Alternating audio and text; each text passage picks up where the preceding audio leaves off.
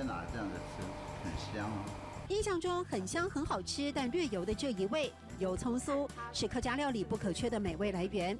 原料很简单，红葱头加猪油，调理方式却马虎不得，不用桶装油，每天熬煮猪油，还有比例很重要。客人现在水准都很高嘛，第一你不能保持品质的话，你马上就会被淘汰。少油健康，所以猪油用量减半。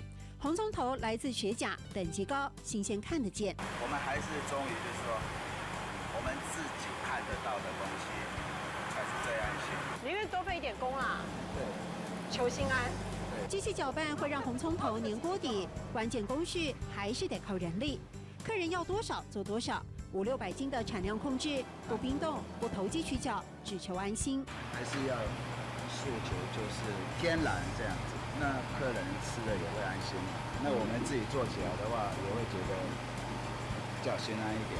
讲实在一点，我们不懂怎么用防腐剂，我们不囤货，所以强调的就是它的新鲜度。